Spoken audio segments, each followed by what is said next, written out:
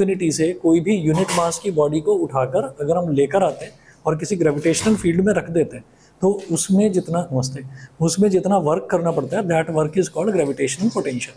ठीक है, अच्छा, it is given as V is equal to work done upon mass. Gravitational potential page number notes में आपका page number 28 है।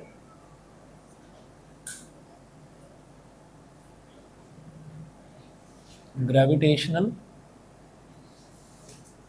Potential इसको बोलते हैं V is equal to work done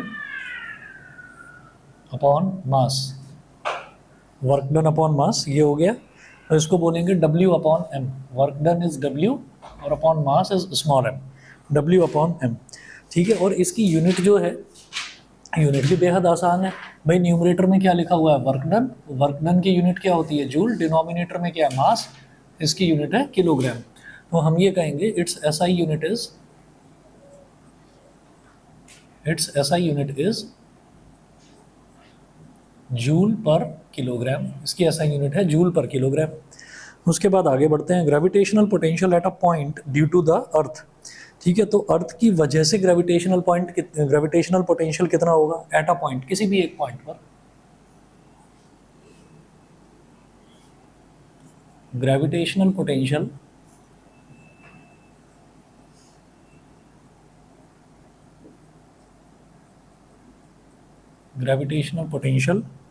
at a point due to अर्थ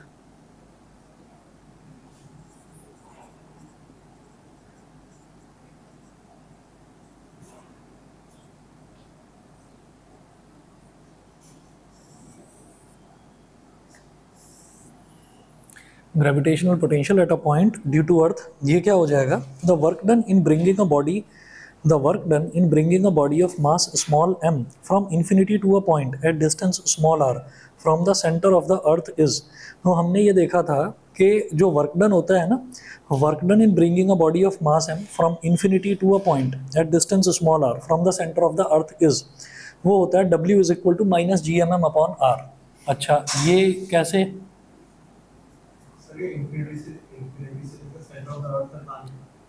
अभी बता रहा हूँ।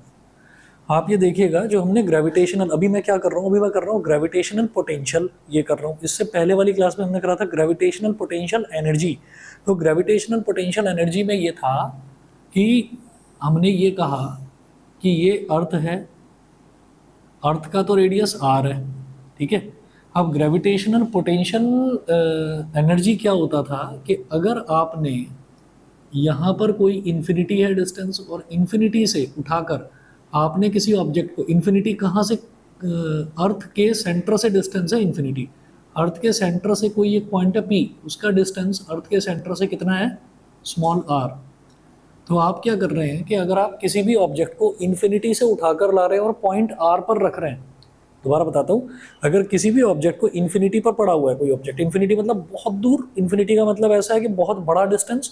तो इन्फिनिटी का मतलब है कि कोई भी ऑब्जेक्ट बहुत बड़े डिस्टेंस पर, बहुत दूरी पर पड़ा हुआ है, वहाँ से उठाकर आप उसको पॉइंट P पर लाकर रख रहे हैं, तो उसमें लाने में कितना एनर्जी लगेगी, उसको कहते हैं ग्रेविटेशनल पोटेंशियल एनर्जी। ठीक है, और उसका फॉर्मूला यही था कि minus GMM upon R।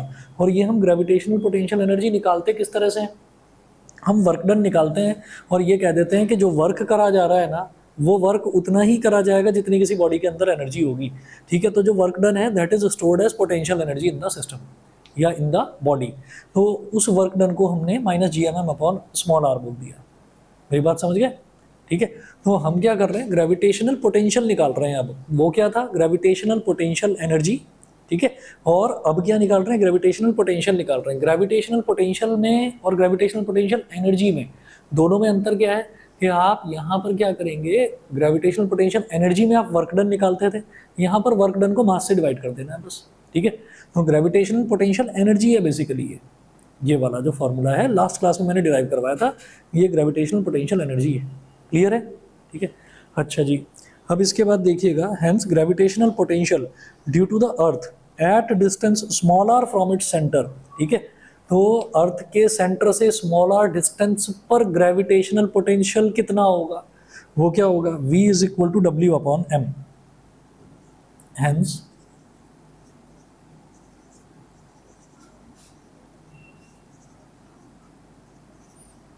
Gravitational potential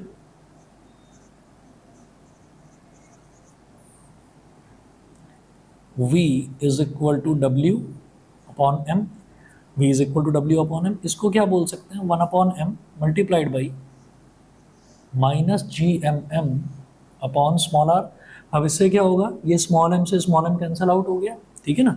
but W upon M को मैं लिख सकता हूँ ना 1 अपॉन एम इंटू डब्ल्यू, ऐसे लिखा जा सकता है। तो स्मॉल एम से स्मॉल एम कैंसिल आउट हो गया, तो v इज इक्वल टू क्या हो गया, minus G M upon small R, minus G M upon small R. This is called gravitational potential. ये सिर्फ ग्रेविटेशन का पोटेंशियल है, ठीक। अच्छा, at the surface of earth, अब अगर ये कहा जाए कि भाई सरफेस ऑफ, हाँ ये ग्रेविटेशनल पोटेंशियल का फॉर्मूला है, ठीक है ना। तो अब मैं क्या करना चाह रहा हूँ, हम ग्रेविटेशनल पोटेंशियल एनर्जी तो निकाल चुके थे, ठीक है। अब ग्रेविटेशनल पोटेंशियल निकाल रहे हैं सिर्फ। तो पोटेंशियल का फॉर्मूला ये है, v is equal to W upon M. W क्या है, वही है ग्रेविटेशनल पोटेंशियल एनर्जी, ठीक है। बस उसको आपको स्मॉल एम से डिवाइड कर देना है, तो minus G M upon small R आ गया। सही है इतना, ठीक। उसके बाद ये कहेंगे at the surface of earth, at the surface of earth small r is equal to capital R. At the surface of earth small r is equal to capital R. Therefore v surface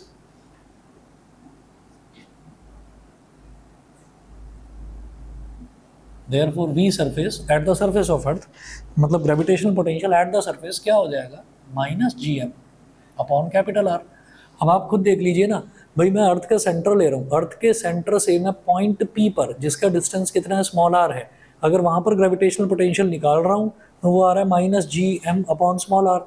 अब हमने कहा कि नहीं अर्थ के surface पर निकालिए, तो earth के सरफेस पर ये जो डिस्टेंस है सेंटर से यहाँ तक का डिस्टेंस, ये तो कैपिटल आर रह जाएगा ना, ठीक है। अर्थ के सरफेस पर, अर्थ का सरफेस ये है, ये पूरा सरफेस, तो सरफेस पर सेंटर से और सरफेस तक का डिस्टेंस कितना है, कैपिटल आर। तो इसलिए स्मॉल आर को कैपिटल आर के इक्वल लिख दिया, और minus G M upon capital R आ गया, पोटेंशियल एट द सरफेस। बताइए क्लियर, ठीक है। अच्छा जी, ये करने के बाद में अब हम ये कहेंगे सो यू, ये जो स्मॉल यू होता है, ये तो स्मॉल यू होता है। अब इस स्मॉल यू को ही थोड़ा सा साइज इसका बड़ा करके लिख दीजिए, जैसे यहाँ पर लिख रहा हूँ मैं, यू कहलाता है ग्रेविटेशनल पोटेंशियल एनर्जी। तो U is equal to minus G M M upon small R. मैंने आपको शुरू में ही बता दिया कि ये जो वर्क डन है यही तो ग्रेविटेशनल पोटेंशियल एनर्जी है, और उसको हम कैपिटल मतलब स्मॉल यू को ही थोड़ा बड़ा करके लिख देते हैं, यू करके लिखते हैं उसको। तो U is equal to minus G M M upon small R, ये है। अच्छा जी, आगे चलते हैं। तो U is equal to minus G M upon small R, इसको अलग लिख दिया, और इनटू स्मॉल एम को अलग कर दिया, ठीक है। इसको अलग क्यों लिखा, क्योंकि minus G M upon small R यही तो कैपिटल वी है। तो आप ये लिख सकते हैं u is equal to V into M, U is equal to V into M. मतलब अगर ग्रेविटेशनल पोटेंशियल एनर्जी निकालनी है तो ग्रेविटेशनल पोटेंशियल एनर्जी निकालने के लिए आपको क्या करना पड़ेगा, ग्रेविटेशनल पोटेंशियल में बस मास को मल्टीप्लाई कर देना, तो ग्रेविटेशनल पोटेंशियल एनर्जी आ जाएगी। बोलिए जी, क्लियर है इतना, ठीक है। अच्छा जी, एक चीज़ तो ये हुई कि ग्रेविटेशनल पोटेंशियल हुआ ये तो, ठीक। उसके बाद अगला टॉपिक है, बहुत इंपॉर्टेंट है, एस्केप वेलोसिटी। तो एस्केप वेलोसिटी ये इसी तरीके का टॉपिक है कि जैसे कुछ 2-4 टॉपिक हर चैप्टर में इंपॉर्टेंट होते हैं जो आते ही आते हैं पेपर में, एस्केप वेलोसिटी उन्हीं में से एक है। तो एस्केप वेलोसिटी का मतलब क्या है कि एक ऐसी वेलोसिटी जिस वेलोसिटी के साथ अगर किसी ऑब्जेक्ट को अर्थ के बाहर फेंक दिया जाए, मतलब अर्थ से प्रोजेक्ट कर दिया जाए, प्रोजेक्ट का मतलब होता है फेंकना, कि उसको ऐसी वेलोसिटी से फेंका जाए कि वो वापस ना आए। फिर वो वापस कब नहीं आएगा, जब उसको अर्थ के ग्रेविटेशनल फोर्स ऑफ अट्रैक्शन से, यानी कि ग्रेविटेशनल फील्ड से आपने बाहर निकाल दिया। हमने पहले भी आपको ये बताया था कि अगर मान लीजिए हमारे पास कोई एक चुंबक रखी हुई है, यानी कि मैग्नेट रखी हुई है, उस मैग्नेट को किसी हमने शीट पर रखा हुआ है, ठीक है, और उसके आसपास हम आयरन का, स्टील का, इनके कुछ छोटे छोटे ऑब्जेक्ट्स लेकर आते हैं, तो वो जो मैग्नेट है वो उनको अपनी तरफ खींच लेती है, तो चिपक जाते हैं सारे ऑब्जेक्ट्स आकर। अब एक पर्टिकुलर डिस्टेंस तक ही तो आकर चिपकेंगे। अगर आपने थोड़ा दूर रख दिया, मैग्नेट तो यहाँ है, ऑब्जेक्ट को रख दिया वहाँ पर, अब आप सोच रहे हो कि वो उसको खींच ले, तो वो नहीं खींच पाएगी, या तो मैग्नेट उतनी ज़्यादा स्ट्रांग हो। तो हम ये कहते हैं कि वो खींच क्यों नहीं पा रही, तो टेक्निकली ये बोला जाता है कि भाई आपने उस मैग्नेटिक ऑब्जेक्ट को मैग्नेट के मैग्नेटिक फील्ड से बाहर रख दिया। तो वो मैग्नेटिक फील्ड से बाहर आपने रख दिया, स्टील को या आयरन को मैग्नेटिक फील्ड से बाहर निकाल दिया, तो अब वो उसको अट्रैक्ट नहीं कर पाएगी। सेम कहानी अर्थ के साथ है कि अर्थ पर कोई चीज़ 10 फुट की ऊंचाई पर है, कोई 50 फुट, कोई 50 किलोमीटर, कोई 1000 किलोमीटर, तो हम ये कहेंगे कि 1000 किलोमीटर है, अच्छा वहाँ से भी खिंच जाएगा, हम ये कहेंगे हाँ जी खिंच जाएगा, वो खींच लेगी, अर्थ अपनी तरफ खींच लेगी। तो कैसे खींचेगी, धीरे धीरे धीरे धीरे धीरे धीरे खींचेगी, तो वो धीरे धीरे आकर गिरेगा अर्थ पर ही। लेकिन क्या उसका भी कोई ग्रेविटेशनल फील्ड है, तो हम ये कहते हैं हाँ जी उसका भी ग्रेविटेशनल फील्ड है। अगर उस ग्रेविटेशनल फील्ड से बाहर निकल जाए ना कोई भी ऑब्जेक्ट, तो फिर वो अर्थ पर आकर कभी गिरेगा नहीं। और जो भी रॉकेट भेजे जाते हैं, तो रॉकेट पर सैटेलाइट को जो है वो इंस्टॉल किया जाता है, और रॉकेट का ये प्रिंसिपल होता है कि रॉकेट जैसे जैसे जैसे जैसे पर्टिकुलर ऑल्टीट्यूड पर जाता रहता है, तो उसका जो फ्यूल होता है ना, उसका जो फ्यूल है वो उसकी बॉडी का हिस्सा होता है, और वही जलता रहता है, धीरे धीरे धीरे धीरे वो जलता रहता है, जलता रहता है। तो वो नीचे वाला हिस्सा जल जल कर एटमॉस्फेयर में इवेपोरेट होता रहता है, और धीरे धीरे धीरे धीरे वो बहुत बड़ा रॉकेट है, वो ऊपर तक जाते जाते जाते जाते जाते जाते, क्योंकि फ्यूल ही है उसका, जो बॉडी का हिस्सा है बॉडी ही फ्यूल है, तो वो जलता रहता है जलता रहता है। वो धीरे धीरे जाते जाते ना वो रॉकेट तो हो जाता है ख़त्म, बस सैटेलाइट बचती है। तो रॉकेट को इतनी वेलोसिटी से भेजा जाता है कि वो ग्रेविटेशनल फील्ड से बाहर निकल जाए। ठीक है, वही टॉपिक हमें अब करना है। तो देखिएगा, escape velocity is the minimum velocity with which a body must be projected vertically upwards in order that it may just escape the gravitational field of the earth। तो escape velocity वो minimum velocity कि कम से कम कितनी velocity से भेज दें इसको बाहर vertically upwards in order that it may just escape the gravitational field of the earth, कि उसको ऐसी velocity से भेजा जाए कि वो gravitational field से बाहर निकल जाए। ठीक है, अच्छा अब जरा देखिएगा कि वो velocity ना कैलकुलेट करी जाती है। तो देखिए, suppose a body of mass m lies at a point capital P eight distance small x from its centre, the gravitational force of attraction on the body at P is. तो देखिएगा कैसे होगा ये।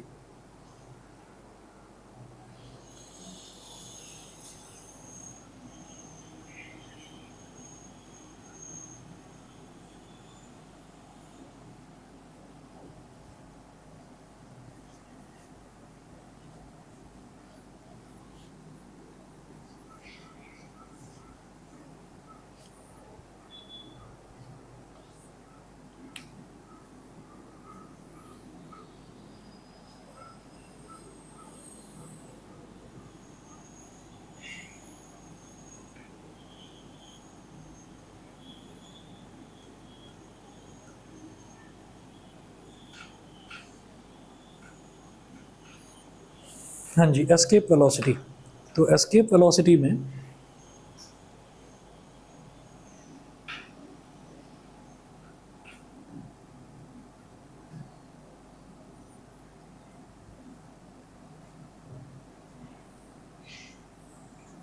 ये तो हो गई अर्थ।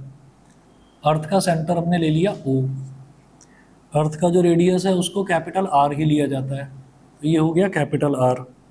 और ये वाला जो पॉइंट है, इस वाले मतलब अर्थ का जो सरफेस है, इस वाले पॉइंट को हमने ले लिया कैपिटल A। फिर हमने कहा कि इसी लाइन को थोड़ा आगे बढ़ाते हैं, ये हो गया P, इसको थोड़ा सा और आगे बढ़ाते हैं, ये हो गया Q, और फिर Q से एक डॉटेड लाइन आगे बढ़ाते हैं और यहाँ लिख देते हैं इन्फिनिटी। ऐसा हमने कर दिया। उसके बाद आप क्या करिए, P से Q तक का जो डिस्टेंस है उसको बोल दीजिए dx, क्योंकि छोटा सा डिस्टेंस है, तो छोटे से डिस्टेंस को हम dx बोल देते हैं। ठीक है, और अर्थ के सेंटर से पॉइंट P तक का जो डिस्टेंस है, अर्थ के सेंटर से पॉइंट P तक का जो डिस्टेंस है उसको हमने बोल दिया स्मॉल x, ये बोल दिया। ठीक है, तो हम ये कहेंगे कि suppose a body of mass m, तो हमने माना कि एक बॉडी है जिसका मास स्मॉल m है। अर्थ का मास हमेशा कैपिटल M हम मानकर चलते हैं, तो अर्थ का मास लेंगे कैपिटल M, बॉडी का मास लेंगे small m। Suppose a body of mass small m lies at point P eight distance small x from its centre. ठीक है, तो एक बॉडी है जिसका मास स्मॉल m है, वो यहाँ पर पॉइंट P पर रखी हुई है, और वो अर्थ के सेंटर से कितने डिस्टेंस पर है, x डिस्टेंस पर है। तो the gravitational force of attraction on the body at P is, तो ग्रेविटेशनल फोर्स ऑफ अट्रैक्शन कितना हो जाएगा, G m1 m2 upon R square. Universal law of gravitation ये तो कहता है G m1 m2 upon R square. तो capital M तो पूरा अर्थ है, पूरे अर्थ का मास क्या है, कैपिटल M। और ये न्यूटन शेल थ्योरम की वजह से ये कहा जाता है कि भाई पूरा का पूरा मास जो है it is assumed to be concentrated at its centre. ये अज्यूम करा जाता है कि वो उसके सेंटर पर कंसंट्रेटेड है। तो मास एम, कैपिटल एम मास जो अर्थ का मास है वो तो यहाँ पर सेंटर पर कंसंट्रेटेड है, और स्मॉल एम यहाँ पर रखा हुआ है। तो दोनों के बीच का डिस्टेंस कितना हो गया भाई, एक्स। तो G M M upon X square, Gm1 m2 upon R square. तो एक्स हो गया, ये आर की जगह, डिस्टेंस की जगह एक्स हो गया। तो Gm अपॉन एक्स स्क्वायर। फिर है the small work done in moving the body through small distance P Q is equal to D X. अब हमने कहा कि भाई बॉडी यहाँ पर रखी हुई थी, कहाँ, पॉइंट पी पर। अब उसको थोड़ा सा डिस्प्लेस करा दिया आपने, पॉइंट पी से पॉइंट क्यू तक पहुंचा दिया, ठीक है। तो छोटा सा डिस्प्लेसमेंट कितना हो गया, डी एक्स, ठीक है। तो छोटा सा डिस्प्लेसमेंट डी एक्स हो गया। अब आप ये सोचिए कि अगर आपने फोर्स में डिस्प्लेसमेंट मल्टीप्लाई कर दिया तो क्या आ जाता है, वर्क डन। वर्क डन क्या होता है, फोर्स इंटू डिस्प्लेसमेंट ही तो होता है। तो हमने ये कहा the small work done in moving the body through small distance P Q is equal to D X against the gravitational force is given by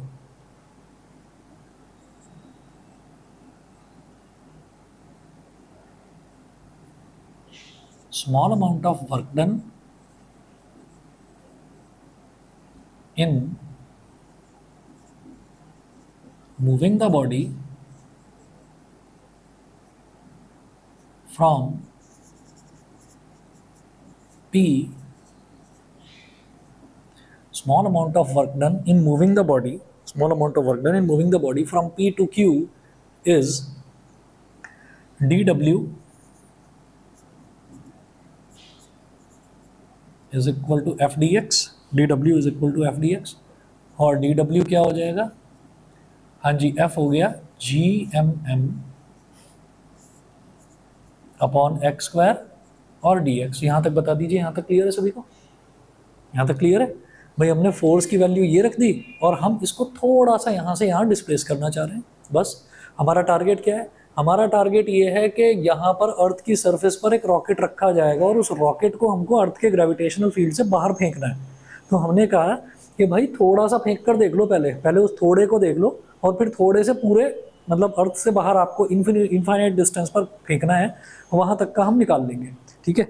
तो हाँ, हमने सोचा कि पहले कोई मास जो है वो इतनी डिस्टेंस पर रखा हुआ था, एम पर रखा हुआ था, मतलब पॉइंट पी पर रखा हुआ था, पॉइंट पी से क्यू तक उसको पहुंचाना है हमें।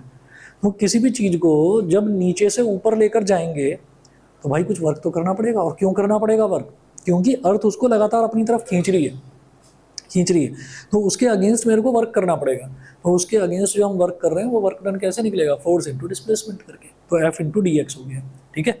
अच्छा जी, अब क्या करेंगे, ये इतना हुआ। फिर ये कहेंगे the total work done in moving the body from the surface of the earth x is equal to capital R to a region beyond the gravitational field of the earth, x is equal to infinity, will be, so total amount of work done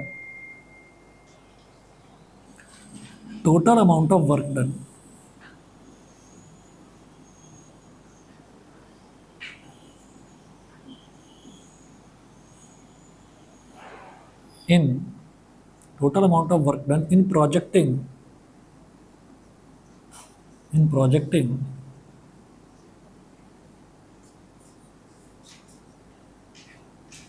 the mass m, total amount of work done in projecting the mass m from the surface of earth, surface of अर्थ। तो surface of अर्थ से भेजेंगे, ऐसा थोड़ी है कोई चीज़ हवा में लटकी हुई है और वहीं से उसको बाहर फेंकना है, ठीक है। तो सरफेस ऑफ अर्थ, तो सरफेस ऑफ अर्थ पर हमारा जो ये एक्स है, इस एक्स की वैल्यू घटकर कितनी हो जाएगी, capital R, from the surface of earth X is equal to R to infinity. Infinity क्या है, X is equal to infinity. आप यहाँ तक उसको भेजना चाह रहे हैं तो total amount of work done निकालेंगे। तो जब भी कभी small amount of work done दे रखा है और total amount of work done निकालना है तो इंटीग्रेट करा जाता है। तो total amount of work done कैसे निकलेगा?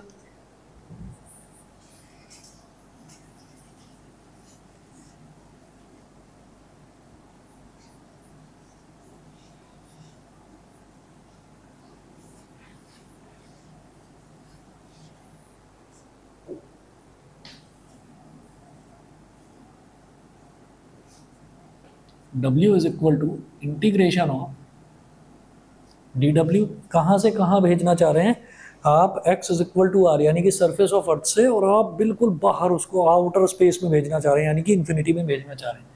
मैं यहाँ लिख देना x is equal to R से x is equal to infinity तक, ऐसे आप भेजना चाह रहे हैं। तो r से इन्फिनिटी, और dw की वैल्यू हम ये निकाल चुके हैं, तो लिखिएगा gmm upon X square into D x, gmm upon X square into D X. अब एक चीज़ हम पहले ही डिस्कस कर चुके हैं कि जो भी d के साथ टर्म लिखा रहता है ना, वो वेरिएबल होता है, और उसके अलावा वाली जितनी भी टर्म्स हैं वो सारी कांस्टेंट होती हैं।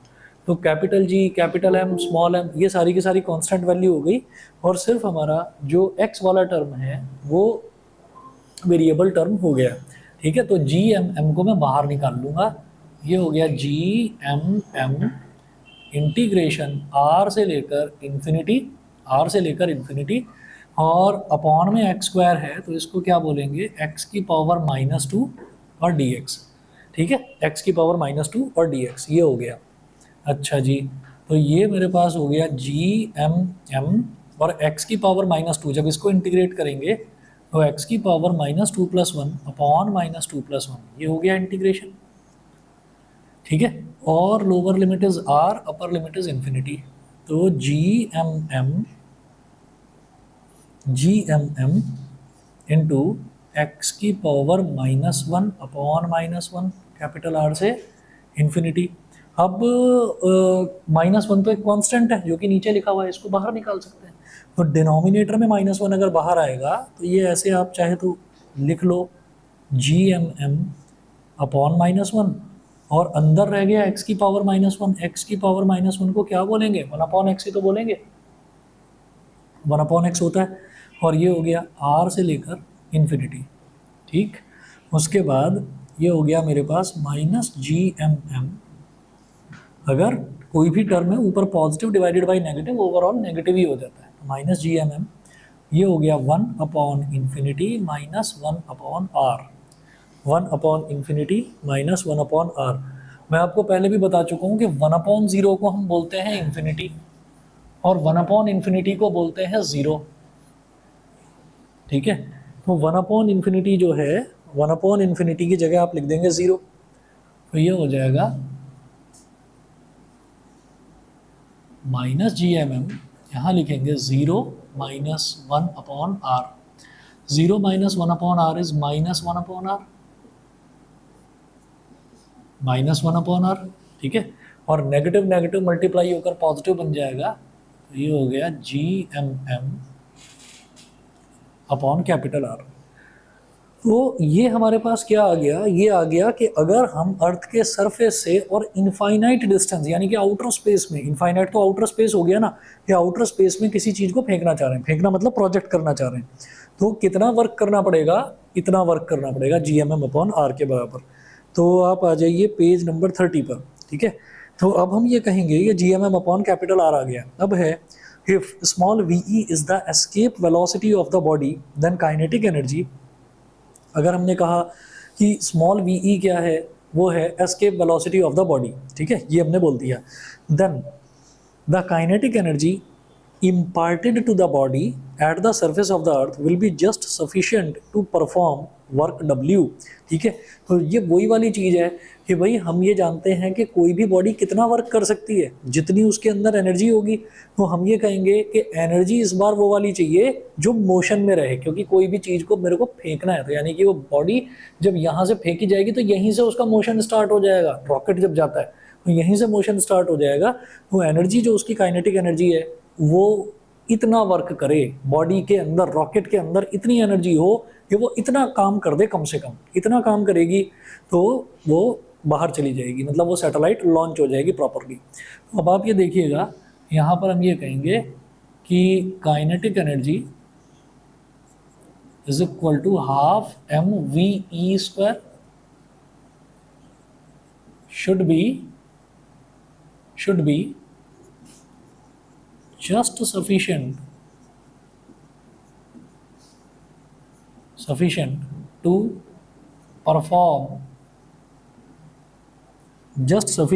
to perform this work।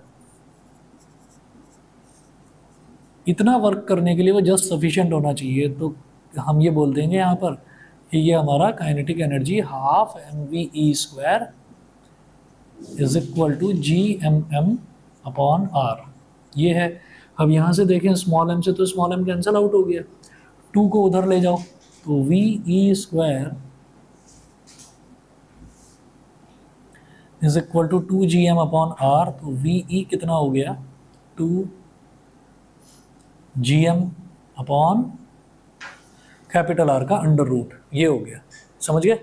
तो अब आप ये देखिएगा कि ये डिपेंड नहीं कर रहा है ऑब्जेक्ट के मास पर, कि किस ऑब्जेक्ट को आप फेंक रहे हो ऊपर, ये उसके मास पर डिपेंड नहीं कर रहा है। ये किस पर डिपेंड कर रहा है, कैपिटल जी। कैपिटल जी तो यूनिवर्सल ग्रेविटेशनल कांस्टेंट है, कैपिटल एम क्या है, मास ऑफ अर्थ है, और कैपिटल आर क्या है, रेडियस ऑफ अर्थ। तो ये तो तीनों चीज़ें फिक्स्ड हैं। जब ये तीनों चीज़ें फिक्स्ड हैं तो जो एस्केप वेलोसिटी है अर्थ की वो फिक्स आएगी। किसी छोटी बॉल को फेंकना हो तो भी उतनी वेलोसिटी से फेंको। ये should be just sufficient to perform this work, कि भाई आपको काइनेटिक एनर्जी कितनी होनी चाहिए उसके अंदर काइनेटिक एनर्जी इतनी होनी चाहिए कि वो इतना काम कर दे। ये वर्क डन कौन सा है, ये वर्क डन वो है कि जो अर्थ के सरफेस से किसी भी बॉडी को इन्फिनिटी तक लेकर जा रहा है। ये तो वो वाला वर्क हो गया ना, ठीक है। तो काइनेटिक एनर्जी जो है वो इतनी होनी चाहिए कि वो इतना वर्क कर दे, उससे ज़्यादा कर दे, ग्रेविटेशनल फील्ड से ऊपर चला जाए ताकि वो, है ना। और जब वो ऊपर चला जाएगा तो ग्रेविटेशनल फील्ड से जैसे ही बाहर निकली तो अर्थ उसको अट्रैक्ट नहीं करेगा, सैटेलाइट फिर वहीं पर फ्लोट करने लगेगी, वहीं पर रुक जाएगी, स्टिल हो जाएगी, ठीक है। आप ऐसे ही सोचो कि अगर मान लो ग्रेविटेशन नाम की कोई चीज़ ना हो और हम अपने फ़ोन पर बात कर रहे हैं और फ़ोन यूज़ करके हमने ऐसी हवा में रख दिया तो वो हवा में लटका रहेगा, वो नीचे गिरेगा ही, ठीक है ना, अनटिल एंड अनलेस हम फोर्स ना लगाएं, ठीक, वो चीज़ है। अच्छा, तो एस्केप वेलोसिटी ये हो गई। अब इसके बाद हम ये कहते हैं कि एस्केप वेलोसिटी को निकालने का, मतलब एस्केप वेलोसिटी का एक और फार्मूला बनाया जा सकता है। कैसे, देखिएगा, जैसे ये तो कैपिटल जी की टर्म्स में हो गया, ठीक। तो अब हम तो किसी ऑब्जेक्ट को अर्थ से फेंक रहे हैं ना, तो स्मॉल जी की टर्म्स में निकालिए। तो हम ये बोलेंगे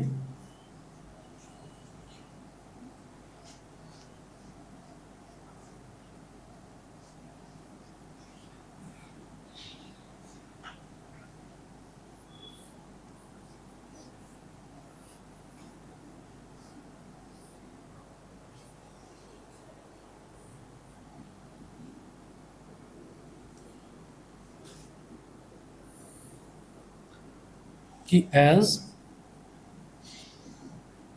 small G is equal to capital GM/R², ये हो गया।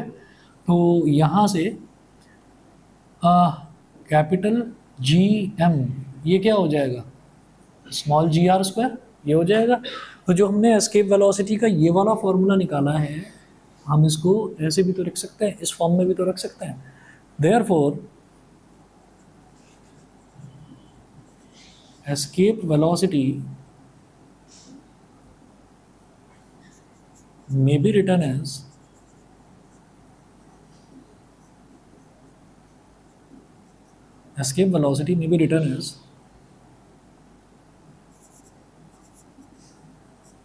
VE is equal to 2 GM की जगह लिख दें small g capital R² upon capital R under root, capital R से कैपिटल R कैंसिल आउट हो गया।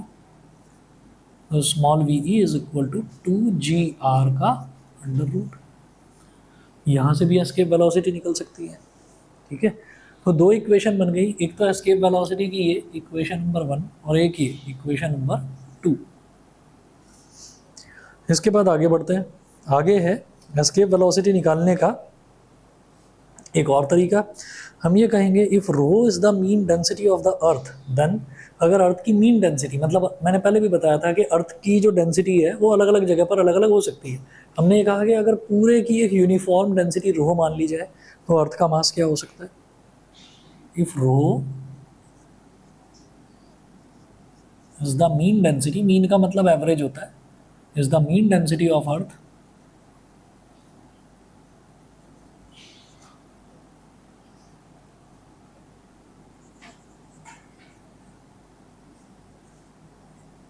देन एम, एम यानी कि mass of earth is equal to 4/3 pi R cube rho. तो मास क्या होगा? मास क्या हो जाता है? वॉल्यूम इंटू डेंसिटी, ठीक है ना। डेंसिटी क्या होता है? मास अपॉन वॉल्यूम, तो मास क्या हो जाता है? Volume into density. तो 4/3 पाई आर क्यूब क्या होता है? स्फीयर का वॉल्यूम, ठीक है। तो स्फीयर का वॉल्यूम यानी कि अर्थ का वॉल्यूम, अर्थ का वॉल्यूम इंटू रो यानी कि डेंसिटी, ये कर दिया। देयरफॉर वी ई यानी कि एस्केप वेलोसिटी,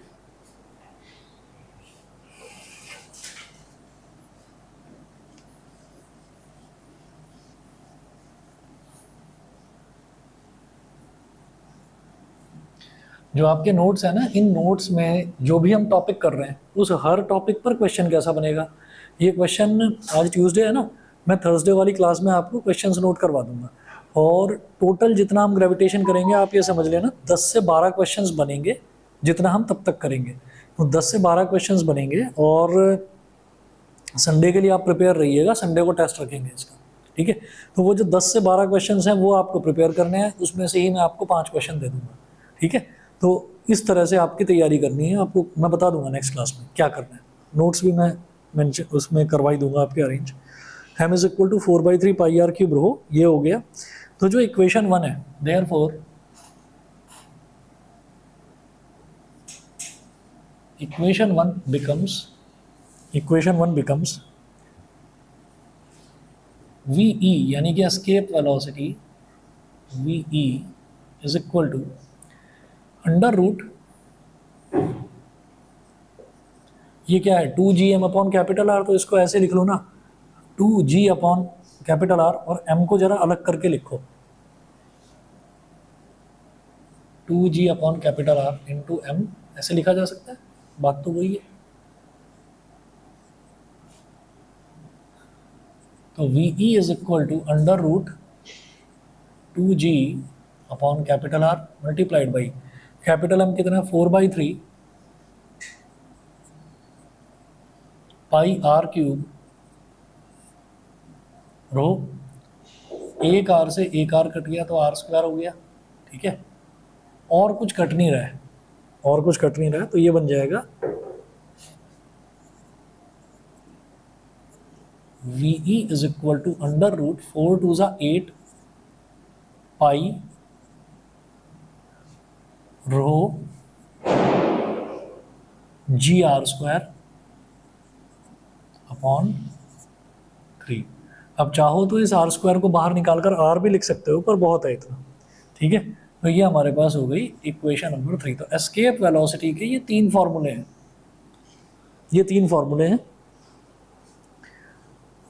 ठीक है। जब करेंगे एस्केप वेलोसिटी, जब पूछा जाए तो इन ये तीनों ही करके दिखाने होंगे, ये नहीं कि नहीं मैंने यहाँ तक तो कर ही दिया था, पूरे ही करके दिखाने होंगे, ठीक। चलिए जी, बस 1 मिनट वेट करिए, मैं अभी आ रहा हूँ, फिर आगे करवाता हूँ आपको।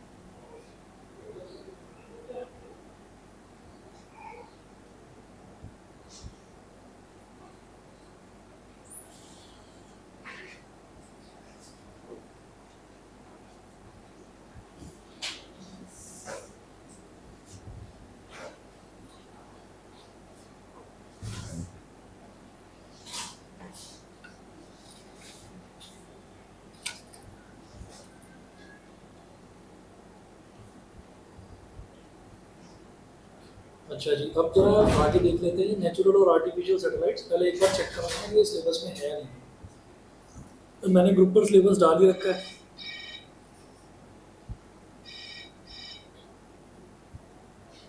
काफ़ी कम हो गया था इसका सिलेबस।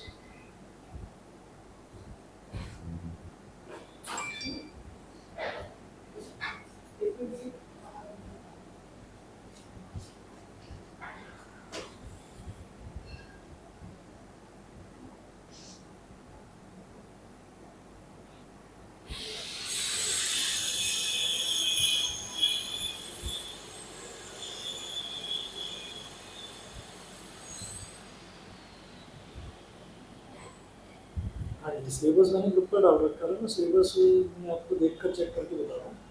ये जो ग्रेविटेशन वाला है, ग्रेविटेशन में Kepler's law of planetary motion जो अभी तक हमने नहीं करा। दूसरा था यूनिवर्सल लॉ ऑफ ग्रेविटेशन कर चुके हैं। Acceleration due to gravity and its variation in quantitude यानी कि हाइट एंड डेप्थ, ये।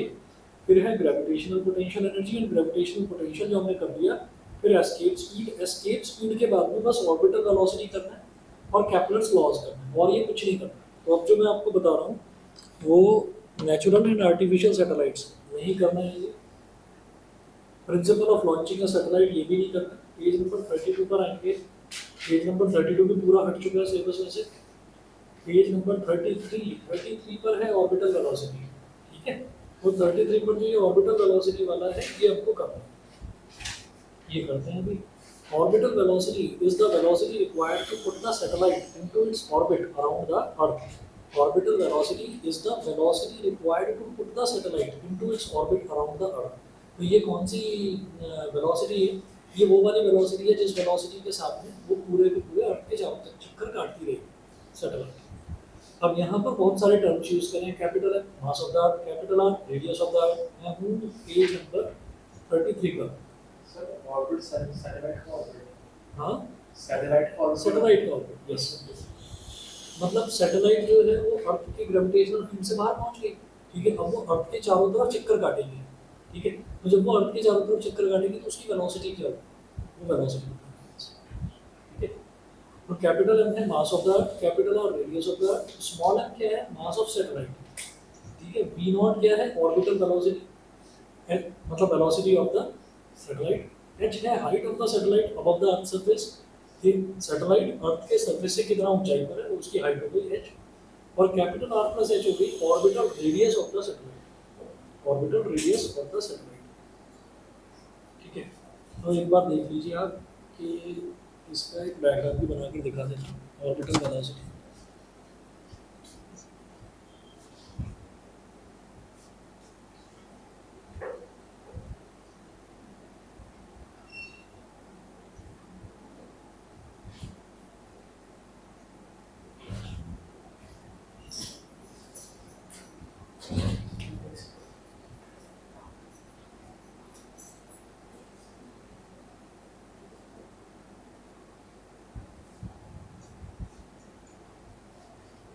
ऑर्बिटल वेलोसिटी तो ये हमारा पूरा अर्थ हो गया, ये अर्थ का सेंटर हो गया,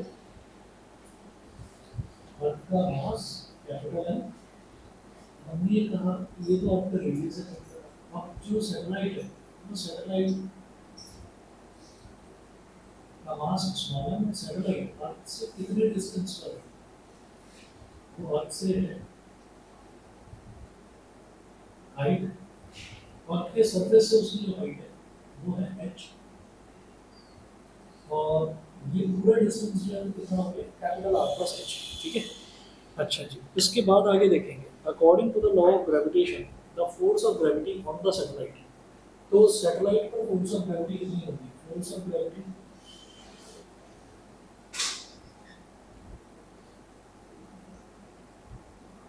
on satellite, force of gravity on satellite, satellite पर फोर्स ऑफ ग्रेविटी कितनी हो जाएगी? GMM F is equal to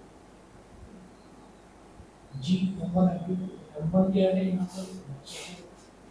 M2 क्या है? इनको स्मॉल m यानी कि mass of satellite GMM upon distance कितना है? R प्लस h, तो R प्लस h का whole square.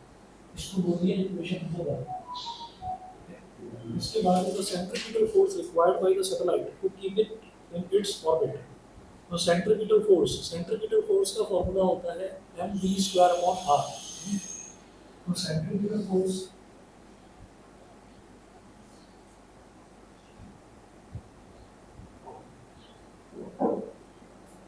on the satellite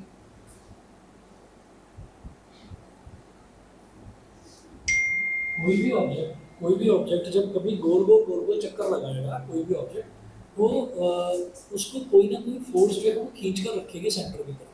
तो सेंटर की तरफ जो फोर्स खींच कर रखती है उसको बोलते हैं सेंट्रीपिटल फोर्स. वो जो सेंट्रीपिटल फोर्स है उस सेंट्रीपिटल फोर्स को हमने बोल दिया mv स्क्वायर अपॉन r होता है. mv not square upon mv square upon mv not square upon r plus h. ये हो गया इक्वेशन नंबर 2. ओके, हम ये कह रहे हैं कि अर्थ जो उस पर फोर्स लगा रही है वो है force of attraction, gravitational force of attraction. और अगर उसका सेंट्रीपिटल फोर्स लगाया जाए तो अर्थ का जो ग्रेविटेशनल फोर्स है वो भी सेंटर तक लगता है और जो ग्रेविटेशनल फोर्स ऑफ अट्रैक्शन है वो भी सेंटर तक लगता है. तो इसका मतलब ये दोनों फोर्स एक ही बात है, दोनों फोर्स एक ही है, दोनों को इक्वल रख दीजिए. तो यहाँ पर वही है, in equilibrium the centripetal force is just provided by the gravitational pull of the earth. So from equation 1 and 2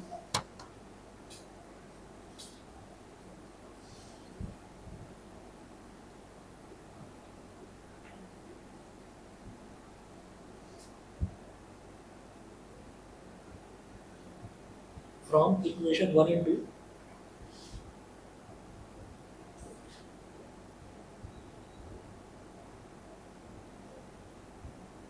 from equation 1 and 2 mv square mv naught square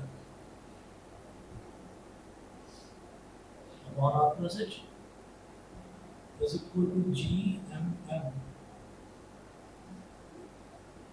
upon r plus h का एक r plus h से एक r plus h cancel out हो गया, small m से small m cancel out हो गया. हमारा टारगेट क्या है, तो ऑर्बिटल वेलोसिटी निकालना चाहिए. तो v नॉट क्या हो गया gm upon r plus h का ऑर्बिटल वेलोसिटी ये हो गया gm upon r plus h का अंडर रूट. फिर उसके बाद वही काम करना है कि अगर हम इसको स्मॉल g के टर्म्स में निकालना चाहें तो स्मॉल g ये इसको बोल देंगे equation number 3. Since small g is equal to capital G upon r square, so Gm is equal to small g r square. Therefore, V naught is equal to gr square upon r plus h. Upon r plus h. तो यहाँ से क्या होगा, इसको r square है तो बाहर आकर क्या हो जाएगा, ये r हो गया r under g r plus h. ठीक है, तो अभी के लिए बस दो फॉर्मूले कर लीजिए ऑर्बिटल वेलोसिटी के. ठीक है, फिर इसकी वैल्यू भी एग्जैक्टली निकाली जा सकती है. तो इतना करिए, बाकी नेक्स्ट क्लास में देखते हैं. सर टेस्ट में टॉपिक हाँ? किस टॉपिक पे बात कर रहे हैं?